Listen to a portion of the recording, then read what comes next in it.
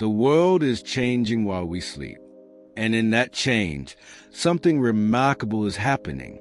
Animals that have lived under the sun for millions of years are quietly shifting. They are discovering the night. Hello and welcome back to Whisper Logic. Heat is making some animals switch to night.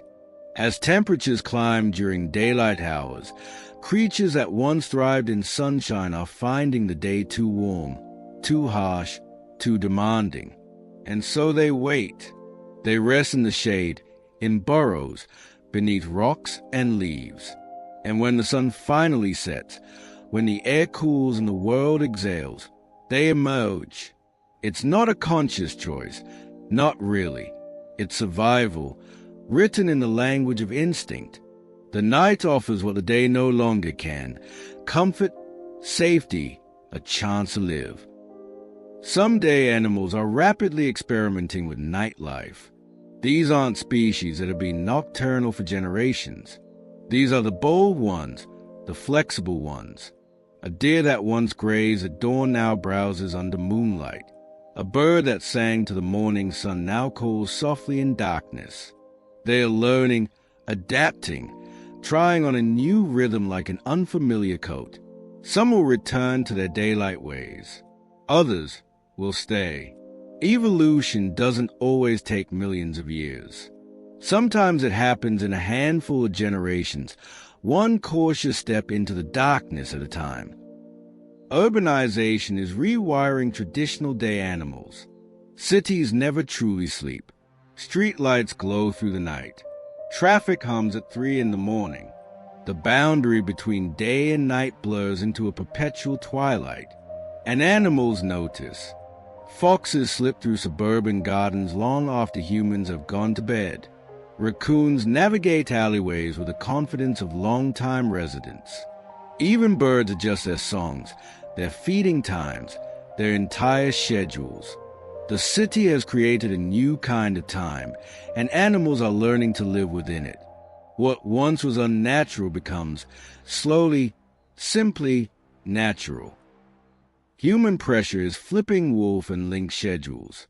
In places where humans walk during the day, these magnificent predators have learned to vanish. Not because they are weaker, but because they are smart. Wolves that once hunted at dawn now wait for midnight. Lynx that prowled forest paths in afternoon light now move like ghosts through 3 a.m. shadows. It's a dance of avoidance, a careful choreography. The mountain can hold both humans and predators, but not always at the same time. And so the wild things yield the day and claim the night as their own. Night insects are now known to dominate global activity. For so long, we thought of insects as creatures of summer days, bees in gardens, butterflies over meadows. But scientists have discovered something extraordinary. The true kingdom of insects exists after dark. Beetles, moths, countless tiny lives moving through the darkness in numbers beyond counting. They pollinate night-blooming flowers. They break down dead matter. They feed the bats, the frogs, the nightjars. The night is not empty. It's teeming, bustling, alive with six-legged purpose. We simply weren't looking. Night insects are structured by both hot days and cold nights. Temperature shapes everything. When days grow too hot, nocturnal insects thrive. They have the cool darkness to themselves. But when nights turn cold, they slow, they struggle. Their activity follows an invisible thermometer, a delicate balance between extremes. Too hot, and daytime species retreat. Too cold, and nighttime species cannot function. The sweet spot, the perfect moment for insect life, exists in that narrow band between temperature extremes. And as the climate shifts, that band moves, changes shape, appears and disappears like a shadow.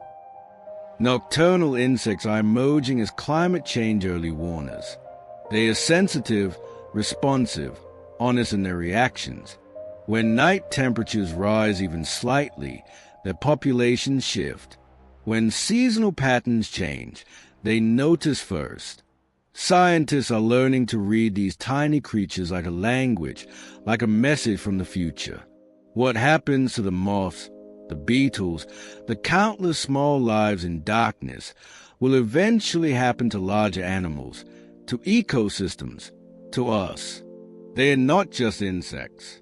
They are messengers. They are showing us, in their small and quiet way, how the world is transforming. The night is no longer what it was. It's becoming something new, a refuge, a frontier, a world being claimed by creatures seeking shelter from the changing day.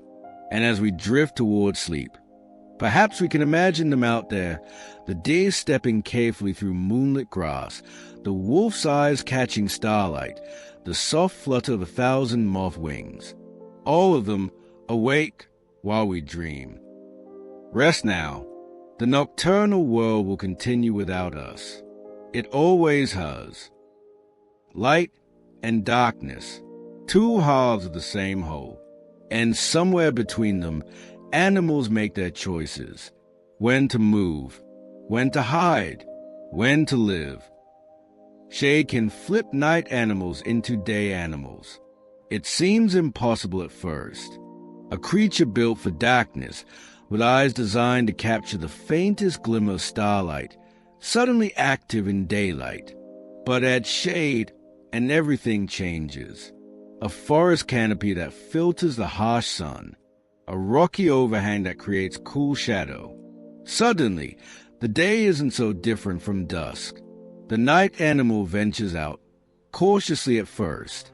The shade feels safe, familiar, and gradually, what was once a strict nocturnal life becomes something more flexible, not fully diurnal, not quite nocturnal anymore, something in between. The presence of shade alone can rewrite millions of years of evolution, can blur the boundaries we thought were fixed. Dim artificial light can make night rodents act bolder. There's a paradox here, something unexpected. You might think light would frighten creatures of darkness, send them scurrying deeper into shadow. And bright light does exactly that. But dim light does something else entirely. A mouse under a street lamp's soft glow becomes confident. A rat in parking lot twilight moves with less caution. Perhaps the dim light gives them just enough vision to feel secure, to see predators coming. Or perhaps it tricks something deep in their brain, some ancient calculation about risk and reward. Whatever the reason, these small rodents become braver, more exploratory, more willing to take chances. The darkness once protected them. Now, just a little light empowers them. Nocturnal rodents' feeding rhythms can be rewired by light. We carry clocks inside us, biological timepieces that tell us when to sleep, when to wake, when to eat. Rodents have them too. For a nocturnal mouse, the clock says, wait for darkness, then feast. It's been saying that for generations beyond counting. But expose that mouse to different light patterns, and watch what happens. The internal clock shifts, adjusts, rewrites itself. Suddenly the mouse is hungry at different hours. Its entire feeding schedule, once as predictable as the moon's phases, becomes something new. Light is a hand that turns a dial, that resets the mechanism. It's not just illumination. It's information. It's instruction. And the body listens. A nocturnal wasp avoids sunlight rather than predators. This is fascinating. We often assume nocturnal creatures hide from danger, from the hawk's sharp eyes, from the lizard's quick strike. But for one particular wasp, it's simpler than that. The wasp just doesn't like the sun. Not because it brings predators, just because it's bright, too bright, uncomfortable. The wasp's eyes, its body, its entire design is calibrated for gentler light. Moonlight, starlight, the soft glow of a cloudy night. When the sun rises, there's no panic, no fear of being eaten, just discomfort, just a preference for dimness, for the cool, dark places where its senses work best. Sometimes, the reason for nocturnal life isn't survival strategy. It's simply comfort. The night feels like home. Light pollution reaches into wild places now, places that were dark for millions of years. A gas station on a rural highway. A cell tower's blinking beacon. A porch light left on through the night. Each one creates a small island of brightness in the darkness. And animals must navigate this new landscape, must decide what each light means. Is it danger? Is it opportunity? Can they adapt, or must they flee? The rodents grow bolder. The nocturnal wasps retreat further. The night animals that once relied on complete darkness find themselves in a world of perpetual twilight, making choices that ancestors never had to make. But in the deepest wild places, darkness still holds. True darkness, the kind where stars fill the sky like spilled sugar, where the only light comes from the moon, from bioluminescent fungi, from the brief flash of a firefly. In these places, the old rhythms continue unchanged. The nocturnal creatures move with ancient confidence, reading the world through darkness as easily as we read through light. They don't need our lights. They never did. The darkness is enough. Timing is everything. When to emerge from the burrow, when to hunt, when to rest. Light and darkness provide the cues, the signals, the rhythm, and animals, in their remarkable flexibility, learn to dance to whatever music the world plays, even when that music is changing. Let your own rhythm slow now. Let the darkness of sleep pull you gently down. The nocturnal world understands this transition, the surrender to rest. They live it every day, in reverse. As you drift, they wake. Sleep well. The night is in good hands. To live in darkness is to perceive the world differently. What we would call blindness, they call clarity. What we would call silence, they call a symphony. The masters of the dark have evolved senses we can barely imagine. Among night birds, there are multisensory superstars. The oral bird lives in caves so deep that no light reaches them. Total darkness, absolute black, and yet the oral bird navigates perfectly, flying through narrow passages at speed. How? Echolocation, yes, clicks bouncing off stone walls. But not just that. They also use smell, an almost unheard of ability in birds. They can detect the scent of the fruits they eat from remarkable distances. Vision, sound, scent, all working together in the darkness. They don't experience a cave as empty or frightening. To them, it's rich with information, with signals, with meaning. The darkness isn't an absence, it's a presence. Owls have asymmetrical A-positioning. One A sits higher on the skull than the other. It seems like a mistake, like something went wrong. But it's perfect, brilliant, even. Sound reaches each ear at slightly different times, from slightly different angles. And the owl's brain uses this tiny difference to create a three-dimensional sound map. A mouse rustling under snow, a vole moving beneath leaves. The owl doesn't see its prey. It hears it in space, pinpoints it with accuracy that rivals the best technology humans have created. Close your eyes and try to point to a sound. Now imagine doing that well enough to catch something moving, in complete darkness, through layers of forest undergrowth. That's an owl, every single night. Raccoons have dexterous dark touch vision. Their paws are extraordinary, sensitive beyond measure. When a raccoon dunks its paws in water, something they are famous for, it's not washing food, it's reading. The water softens the skin on their paws, makes them even more sensitive. And then they feel. They explore. They understand texture, shape, weight, all through touch alone. A raccoon in total darkness experiences richness we simply cannot comprehend. Their paws are their eyes. Every surface tells a story. Every object is a personality. They live in a tactile world, rich and detailed and immediate. Bears have unique night hormones and tactics.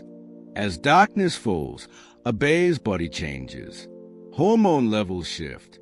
Their already keen senses sharpen further. They become more alert, more aware. Some bears actively prefer to hunt and forage at night, especially in areas where humans are active during the day. The darkness gives them space, freedom, and their bodies cooperate, flooding their system with the chemistry needed for nighttime efficiency. They're not just awake at night. They're optimized for it, transformed by it. The night bear and the day bear are almost different animals, wearing the same fur. Tarsiers have elastic head rotation. These tiny primates have enormous eyes so large they cannot move in their sockets. Fixed forward, like headlights. So how does a tarsier look around?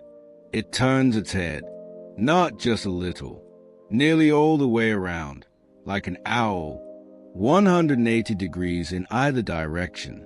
Watching a tarsier skin its environment is watching something almost mechanical, something impossibly smooth. The head swivels while the body stays perfectly still. Those huge eyes capture every photon of available light, and the rotating head aims them like satellite dishes. Nothing escapes their notice. The night forest may be dark, but for the tarsier, it's perfectly visible. Bush babies practice urine washing for grip. Yes, you heard that correctly. These small primates urinate on their hands and feet, then rub it in. It sounds bizarre, unsanitary, but it's genius. The urine creates a slightly sticky coating that improves their grip on branches as they leap through the nighttime trees. It also leaves a scent trail, marking their territory, communicating with others. What seems strange to us is, to them, practical, essential, a tool they carry with them always. The night forest is a vertical maze of branches, and the bush baby navigates it with urine-enhanced confidence, leaping distances that would terrify creatures twice their size. Elephant shrews have a trunk-like nose, constantly probing. These tiny creatures aren't related to elephants, but that mobile snout certainly evokes one. The nose twitches, extends, explores. It's reading the air, the ground, everything. At night, when vision is limited, that nose becomes primary. It detects the microscopic movements of insects, the chemical signatures of food, the warnings of danger. The elephant shrew experiences the night as a landscape of scents and textures, a world that flows through that remarkable nose like information through a cable. Where we would see darkness and feel lost, the elephant shrew smells complexity and knows exactly where it is. Genets have elongated control whiskers. Vibrissae, the technical term. But these aren't ordinary whiskers. They are long, sensitive, precisely positioned. As a genet moves through dense vegetation in darkness, the whiskers detect obstacles before the body reaches them. They sense air currents, the proximity of objects, the texture of surfaces. The genet essentially feels its way through space, extending its sense of touch far beyond its body. It can hunt in conditions where sight provides almost nothing, where a clumsy creature would stumble and crash. But the genet flows like water, guided by whiskers that make the invisible tangible.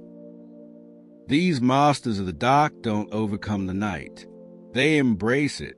They've shaped their bodies, their senses, their entire being around darkness. And in doing so, they've gained something we've lost. A comfort with the night, an intimacy with it. They know something we've forgotten. That darkness is full of life. The bodies of nocturnal creatures are wonderfully strange. Evolution has been creative, playful even, solving problems in ways that seem almost absurd until you understand them. And then they are perfect. Frog eyes push down swallow prey. Watch a frog eat, and you'll see something remarkable. After it swallows, the eyes close and sink down into the skull. Those bulging eyes, which moments ago were watching for the next insect, now press downward, helping force food down the throat. The eyes become part of the swallowing mechanism. It's efficient. Strange, yes, but efficient. The frog doesn't need to choose between seeing and swallowing. It does both, just not at the same time. In the darkness, where feeding happens quickly and sight is already limited, this dual-purpose anatomy makes perfect sense. Geckos have self-cleaning night skin. Their skin is covered in microscopic structures, so small they can only be seen under powerful microscopes. These structures repel water, repel dirt, keep the skin clean without any effort from the gecko. A gecko can walk through dust, through mud, through the debris of the night forest, and emerge clean. Rain beads and rolls off. Particles don't stick. It's like a continuous invisible cleaning system, working every moment. For a nocturnal creature that needs to stay agile, stay quiet, stay camouflaged, this self-maintaining skin is invaluable. No grooming sessions, no baths, just perpetual cleanliness. Dormice have daily torpor cycles. These small rodents do something remarkable. They can lower their body temperature and metabolic rate dramatically, entering a state that's almost like sleep, but deeper. Torpor. They do this daily, sometimes for hours at a time, conserving precious energy. At night, they wake fully, forage frantically, live with intensity. Then, as day approaches, they slip into torpor again. Their body temperature drops. Their heartbeat slows. They become cool to the touch, barely breathing. To an observer, they might appear dead, but they are not. They are just waiting, conserving, surviving. It's a rhythm as regular as breathing. Wake, live, sleep, torpor, wake again. The kakapo has fluorescent feathers. This is a bird, a parrot actually, that cannot fly. It lives on the forest floor of New Zealand, and it's nocturnal, and under ultraviolet light. Its feathers glow, soft yellows and greens, fluorescent and otherworldly. Scientists aren't entirely sure why. Perhaps it helps them recognize each other in the dim forest. Perhaps it's a signal we don't fully understand.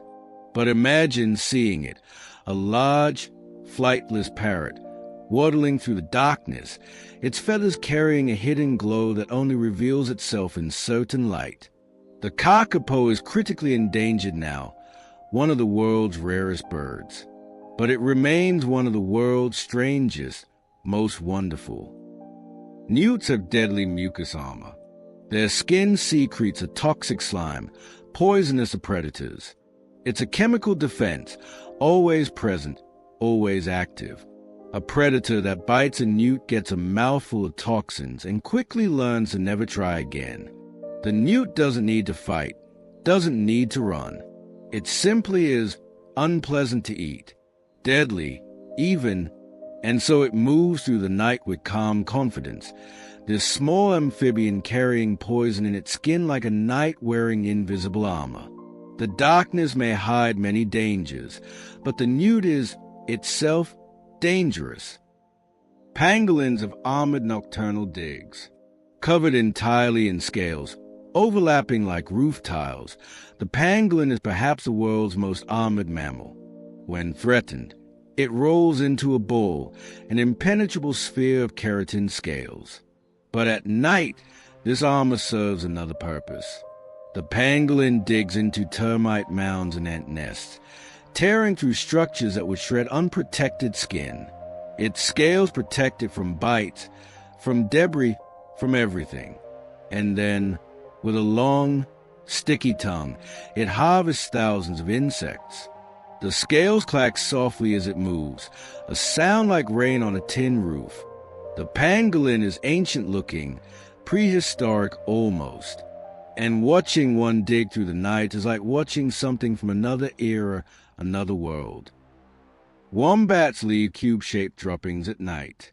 Yes, cube-shaped. It seems impossible.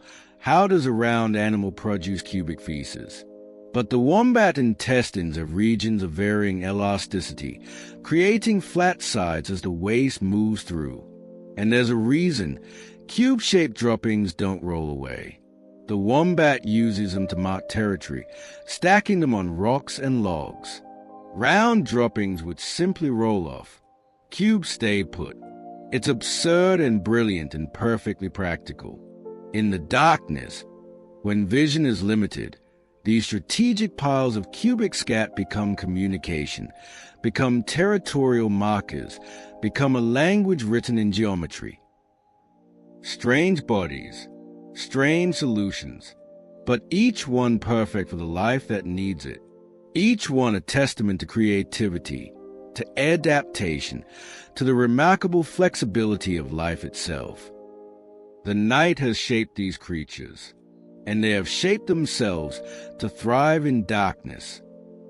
Try us now. Let these images drift through your mind as you fall deeper into sleep. The glowing feathers, the cube droppings, the newt's poison skin, all of them real, all of them wonderful. The nocturnal world is stranger than we imagine, and more beautiful than we dream. The night belongs to hunters, not the loud, dramatic chases of daylight documentaries. Something quieter, more patient, more perfect. In darkness, the hunt becomes an art form. Bobcats practice invisible close range stalking. They move like smoke, like shadow given form. A bobcat can cross open ground and somehow remain unseen, unheard. Each paw placement is deliberate. Weight shifts slowly, carefully. The body stays low. There's no hurry, no wasted motion. They can spend an hour covering just a few dozen meters, getting closer, closer, impossibly close to prey that has no idea death is approaching. And then, the final rush. Explosive, overwhelming, over in seconds. But those seconds are the culmination of patience that would break most creatures. The bobcat understands something fundamental. In darkness, stillness is invisibility. Jaguars perform underwater night ambushes. These powerful cats do something almost no other big cat does. They hunt in water. At night, they slide into rivers without a sound, barely a ripple. And then they wait, submerged up to their eyes, watching. When a capybara or caiman comes to drink, the jaguar strikes from below, from the one direction prey never expects. The underwater approach eliminates scent, eliminates sound. The water carries the jaguar forward like a current, effortless and unstoppable. By the time the prey realizes danger exists, it's already over. The jaguar has turned the river itself into a hunting tool. Red foxes perform earth-dye precision. This is called mousing, though it works on many small prey. The fox listens. Head tilted, ears swiveling like radar dishes. It hears something beneath the snow, beneath the grass. A vole, perhaps. Something tiny, hidden, thinking itself safe. The fox calculates angle, distance, trajectory, and then it leaps high into the air, forelegs extended, and comes down hard, diving through snow or vegetation, pinning the prey before it can flee. In snow, this creates a beautiful arc, the fox suspended mid-flight, then vanishing into white powder. It looks playful, joyful even, but it's mathematics. It's physics. It's a predator calculating vectors in darkness. Coyotes use pack yips for coordination. The sound of coyotes at night, that rising chorus of yips and howls, isn't random. It's communication. Sophisticated communication. They are telling each other where they are, where the prey is moving, who should circle left, who should press from the right. A coyote pack can coordinate a hunt across miles of darkness, using only these vocalizations. Each animal knows its role. Each adjusts based on what it hears. It's teamwork at a level that requires trust, intelligence, and a shared language refined over thousands of generations. The night amplifies their voices, carries them across vast distances, and other coyotes understand perfectly. Servals achieve pinpoint pounce height. These African wildcats have the longest legs relative to body size of any cat, and they use them. A serval can leap 3 meters straight up into the air, snatching birds mid-flight. But more commonly, they use that vertical leap to pounce on rodents hiding in tall grass. The serval stands motionless, listening. Those enormous ears catch the tiniest sounds, and then launch. Straight up, then down, landing with all 4 paws on a spot the size of a dinner plate. In darkness, with no visual confirmation, relying entirely on sound. The accuracy is breathtaking. Most attempts succeed. The serval hunts with a precision that seems almost supernatural. Stone martens perform vertical leaps. These agile hunters live in rocky terrain, in forests with steep cliffs and vertical surfaces, and they hunt upward. A stone marten can leap several meters straight up a rock face, grabbing a roosting bird, snatching a bat from a crevice. They hunt in 3 dimensions, while most predators think in 2. The darkness doesn't limit them. If anything, it helps. Sleeping birds don't see the approach. Roosting bats don't hear the careful climb. And then, the explosive leap, the brief struggle, and the stone marten descends with its prize. The vertical world of the night is theirs alone. Pine marten's stealthy reintroduction has been a success. Once nearly extinct in many areas, pine martens are returning. Quietly, carefully, conservation efforts have brought them back to forests where they vanished decades ago. And they are thriving. Why? Because they are masters of stealth, of adaptation. They hunt at night, avoiding humans entirely. They take prey other predators can't catch, squirrels in treetops, birds in dense branches. They slip through the canopy like whispers. Most people living near pine martens never see one, never know they are there. But the martens are there, hunting, surviving, reclaiming their ancient territory one silent night at a time. These hunters aren't cruel. They are not malicious. They are simply excellent at what they do. Each one has found a method, a tactic, a way of moving through darkness that give them advantage. And in the economy of the night, advantage means survival.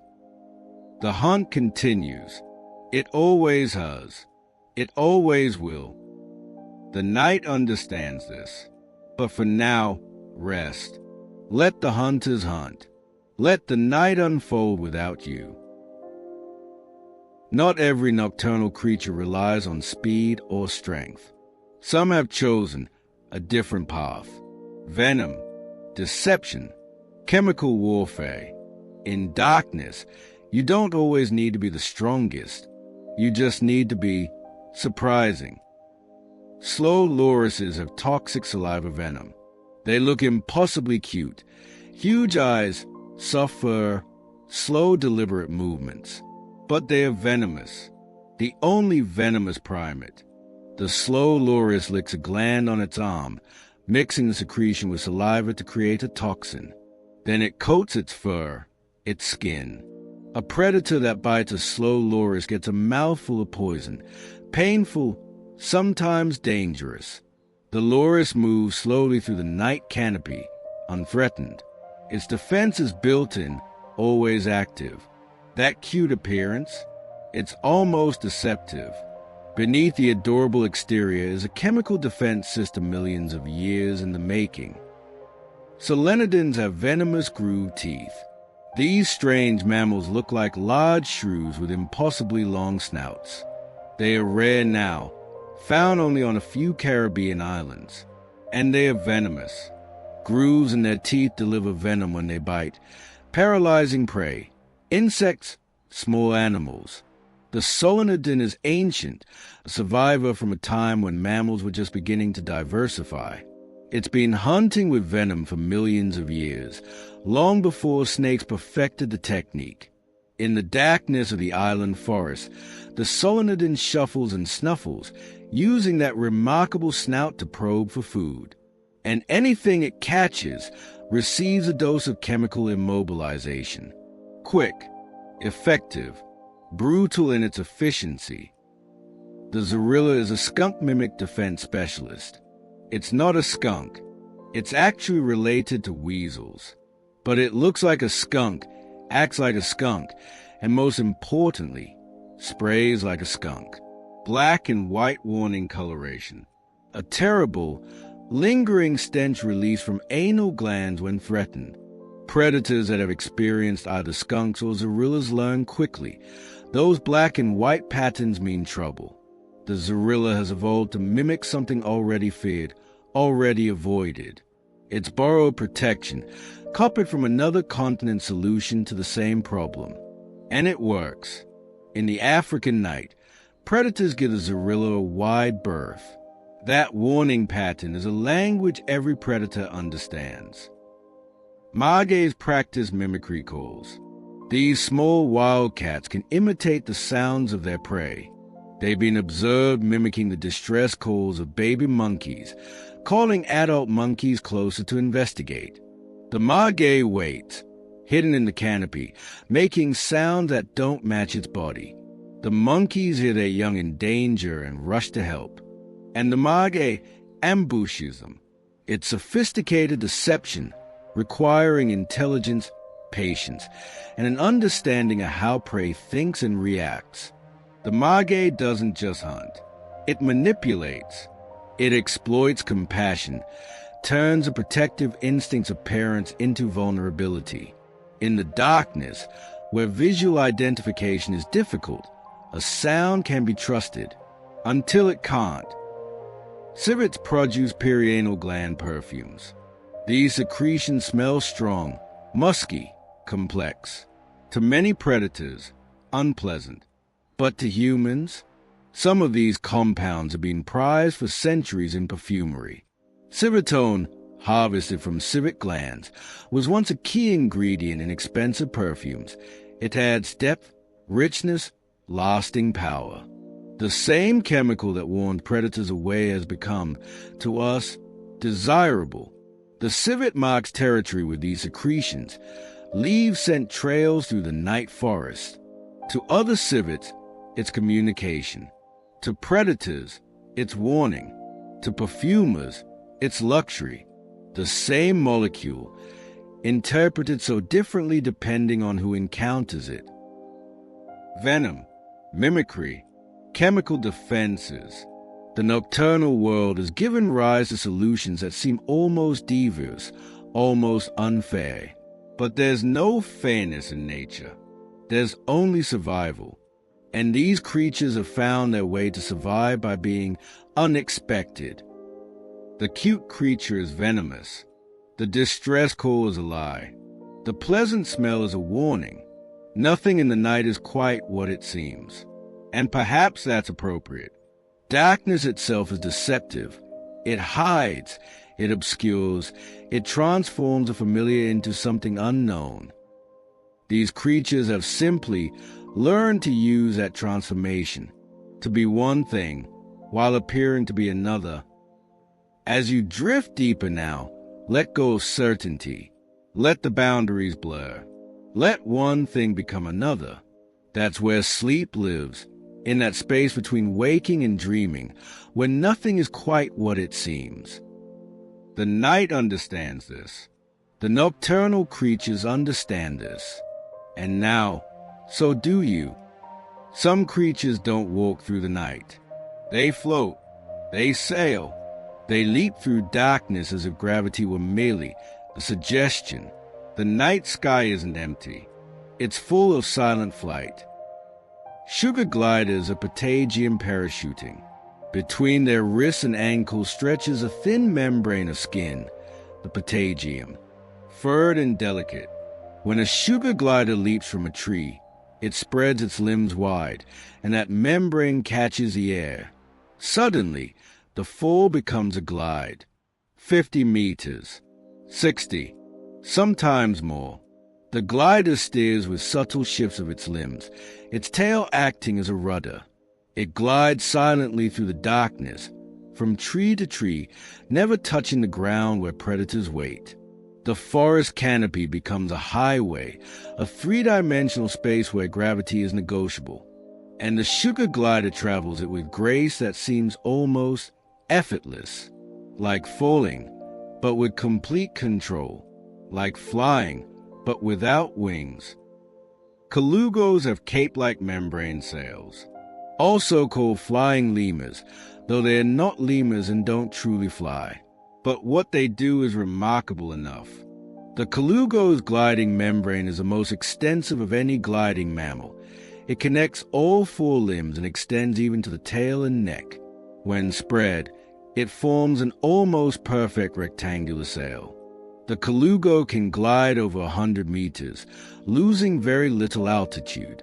In the night forests of Southeast Asia, they move like silk scarves caught on the wind, silent, graceful, appearing out of darkness and disappearing just as quickly. Their eyes reflect moonlight, brief flashes of gold among the trees, and then gone. They spend almost their entire lives in the canopy, rarely descending. The ground is another world, one they've abandoned in favor of the air. Kinkajous have prehensile tail grapples. These tree-dwelling relatives of raccoons move through the canopy with confidence that borders on recklessness. They leap, they swing, they hang upside down by their tail alone. That tail, long and muscular, acts as a fifth limb, wrapping around branches, providing security when all four paws are busy reaching for fruit or insects.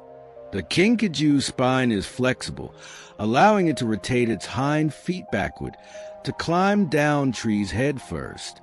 And at night, when they are most active, they move with flowing continuity, one branch to the next, the tail always reaching, always securing, always preparing the next move. Watching a kinkajou travel through trees is watching liquid motion. They don't fight gravity. They dance with it. Spring hares perform bipedal pronking.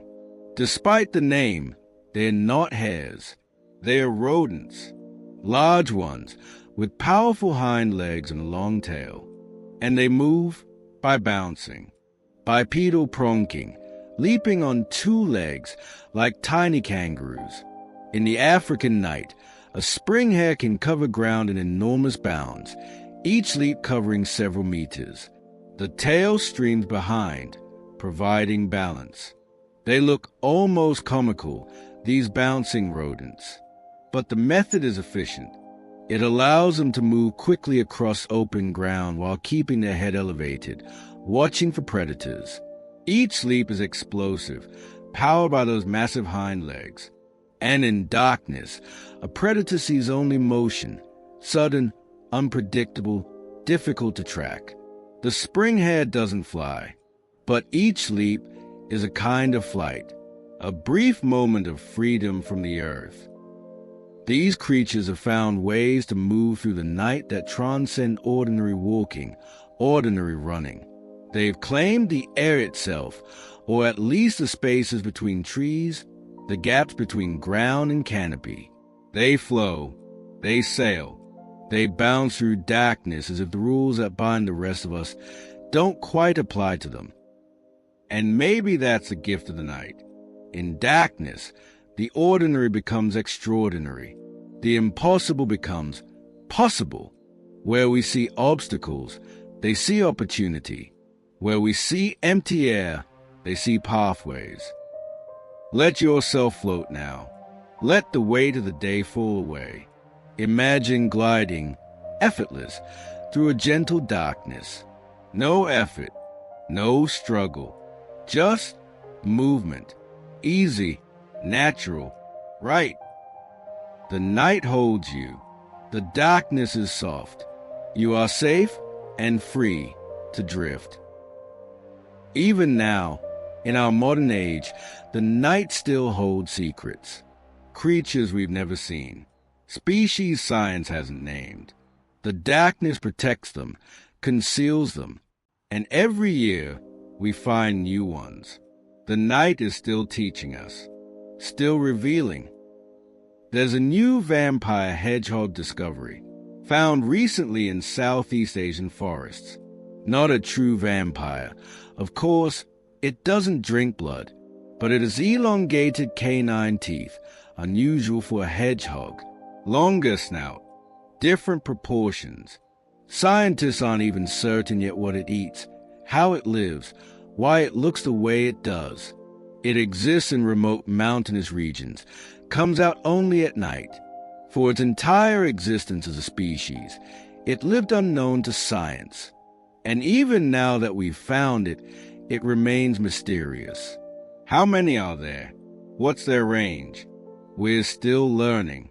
The vampire hedgehog is a reminder there are still discoveries to be made, still creatures living lives completely independent of human knowledge.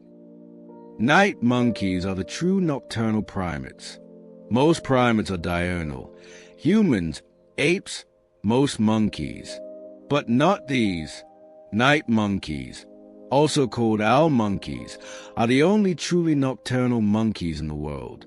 Large eyes that capture every bit of available light. Soft calls echoing through South American forests after dark. They form pair bonds, mate for life. The male carries the infant, an unusual arrangement in primates, and they navigate the night canopy with ease, leaping between branches most monkeys would never attempt in darkness. For so long, scientists assumed primates were fundamentally creatures of daylight. The night monkey proved that assumption wrong. Evolution is more flexible than we imagine. The Australian night parrot lives in spine-effect strongholds. This bird was thought extinct for nearly a century. A ghost, a memory. Then, in recent decades, sightings, recordings, proof. The night parrot still exists, hiding in the most remote, inhospitable deserts of Central Australia. It nests in spine-effect grass, emerges only at night. Even now, scientists rarely see them. They know the birds are there because of their calls, distinctive sounds recorded in darkness. The night parrot has evolved to survive in one of Earth's harshest environments by avoiding the heat entirely. It claims the cool night, the time when the desert briefly becomes hospitable. And it does so with such secrecy that we nearly forgot it existed at all. The Himalayan long-tailed bat has unique calls. Discovered recently in the high mountains, this bat uses echolocation frequencies unlike any other known species. The calls are diagnostic. Scientists can identify it by sound alone. It hunts in high-altitude darkness, where the air is thin and cold. Most bats avoid such extreme elevations. But this one thrives there, perhaps facing less competition, fewer predators. Its long tail gives it agility in flight, helps it maneuver through mountain air currents. We still know very little about its life, how it survives the cold, what it eats, where exactly its range extends. It's a species defined more by questions and answers. Deep-sea snailfish have smiling night vision, found in the deepest ocean trenches where no sunlight ever reaches, eternal night. These fish look almost comical, with upturned mouths that seem to smile. But their eyes are remarkable, adapted to detect the faintest bioluminescence, the tiny flickers of light produced by other deep-sea creatures. In a world of permanent darkness, that ability is everything. The snailfish drifts through abyssal pressures that would crush most creatures, seeing things we can barely imagine. The deep ocean is Earth's largest nocturnal habitat, and the snailfish is one of its masters. A big-toothed nocturnal snake was found in Vietnam recently. Larger teeth than its relatives, adapted for grasping specific prey. It's entirely nocturnal, hiding during the day in dense vegetation. Scientists discovered it in forests that had been studied for decades. It was there all along. We simply hadn't noticed. Its populations, its behavior, its ecology, all still being studied. Each new species raises the same question. What else is out there, living quietly in the darkness, waiting to be found? New high-altitude nocturnal marsupials have been discovered in remote mountains where researchers rarely venture. Small possums, adapted to cold nights at elevation.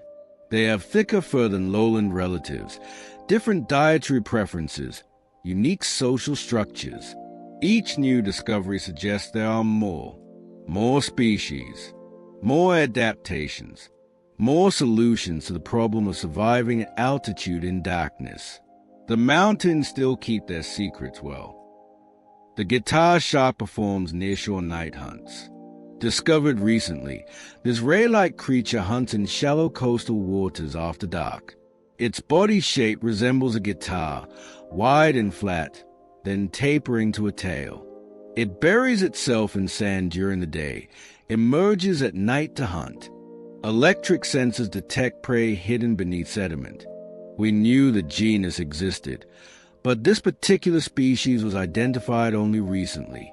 And it makes you wonder, how many times have we walked along beaches where guitar sharks hunted just offshore, completely unaware? Forest killerfish live in ephemeral night pools, temporary rainwater pools in forests. These fish have evolved to complete their entire life cycle in weeks before the pool dries up. They are most active at night when evaporation slows. Their eggs can survive drought, waiting in dry mud until the next rains. It's a precarious existence, life on a timer, but they've mastered it. Recent surveys have found new species of these ephemeral pool specialists, each one adapted to slightly different conditions, slightly different timing. They live fast, die young, and leave eggs that wait patiently in the dark soil for water to return. The night still hides wonders, still protects creatures we haven't met, and perhaps that's comforting, that in our mapped, documented, photographed world, mystery remains. There are still discoveries waiting, still species living their entire lives outside human awareness. The darkness is not empty. It never was. We're just beginning to see what's there.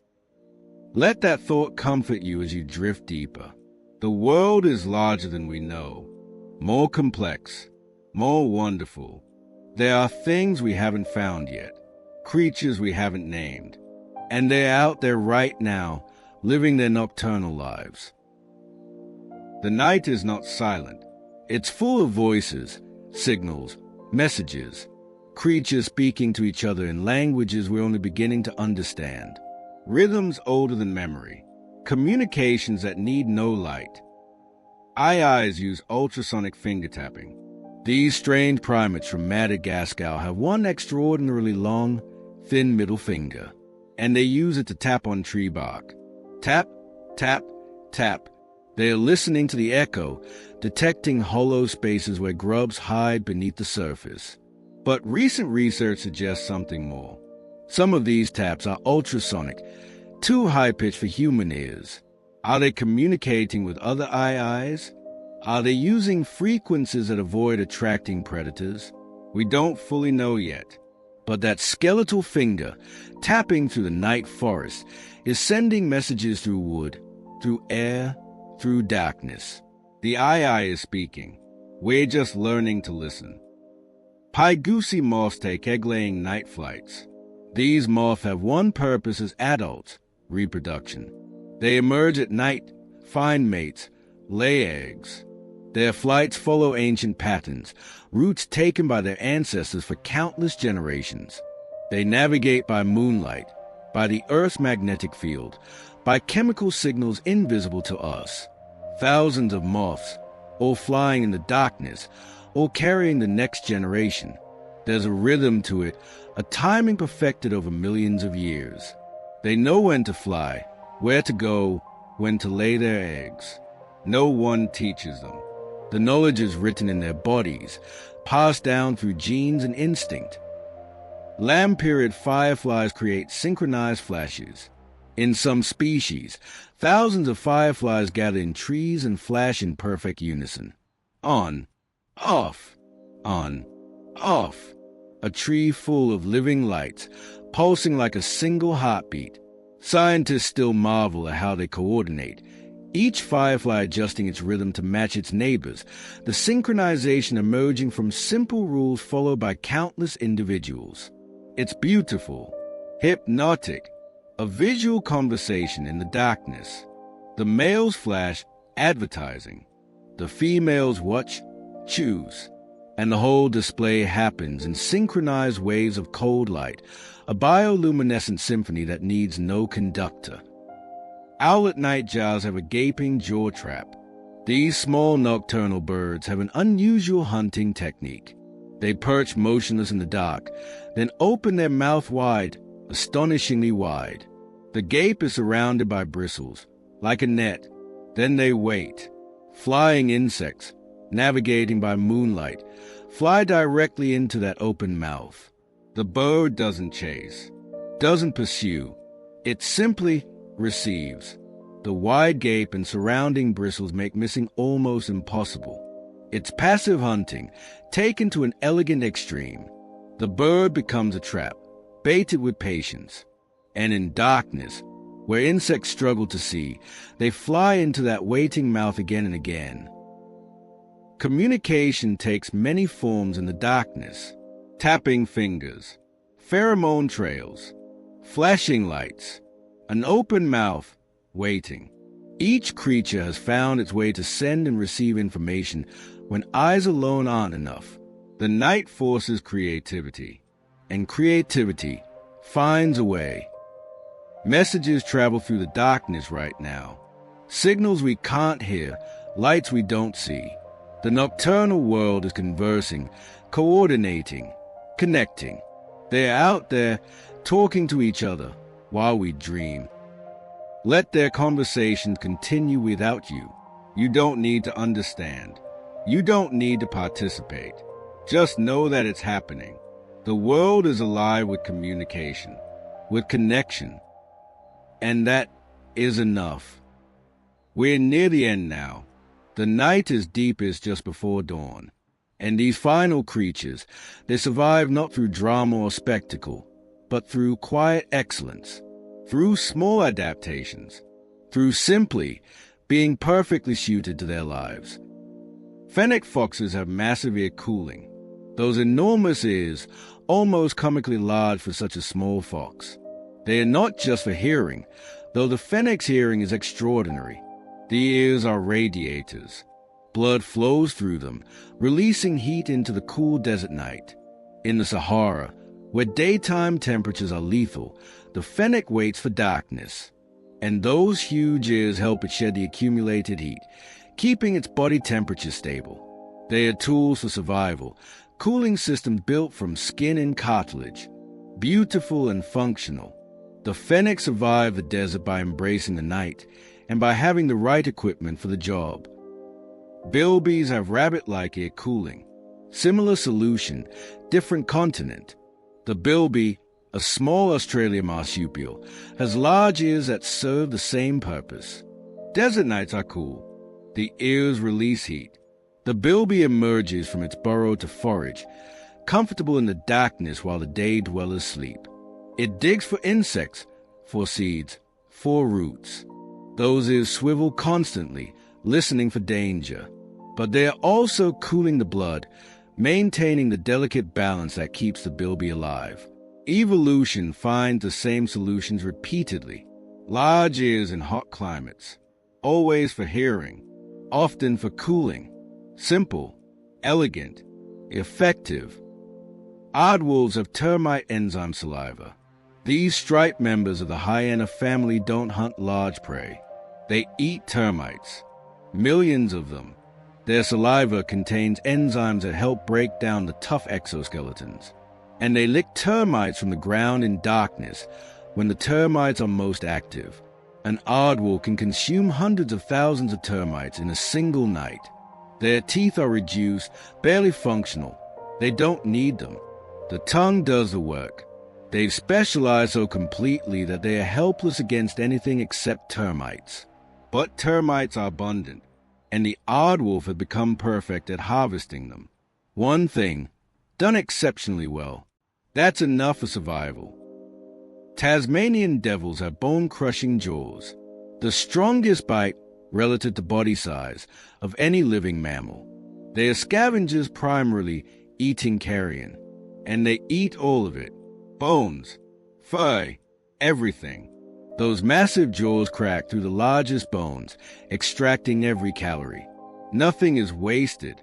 In Tasmania's cool nights, they range widely, their screeches and growls echoing through forests.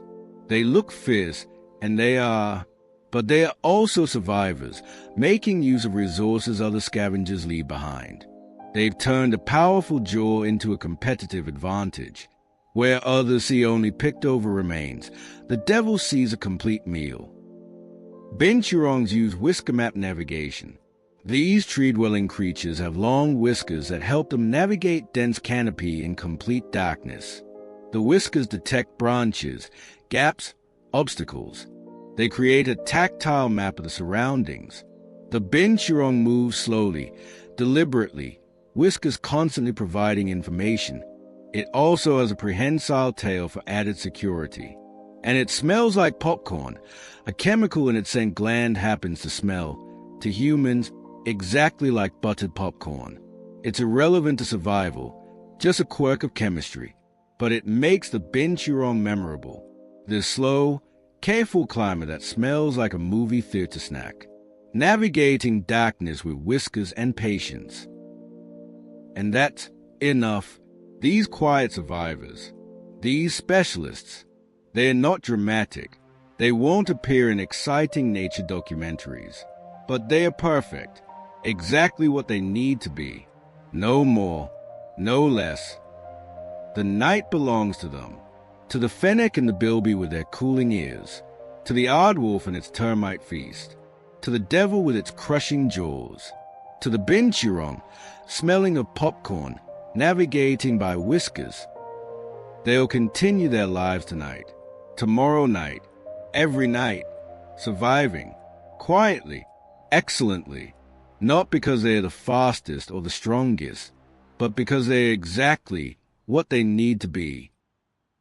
And maybe that's a lesson the nocturnal world teaches. You don't need to be everything. You just need to be yourself, perfectly, completely, without apology. The night accepts everyone. It doesn't judge. It doesn't demand. It simply exists. And within it, every creature finds its place. You found yours too. Right here, right now, in this moment of rest. The world will continue without you for a while. The nocturnal creatures will hunt and feed and communicate and survive. The darkness will hold them all, keep them safe. And it will hold you too. Sleep now, deep and peaceful. The night is watching over everything. You can let go. You can rest. Good night.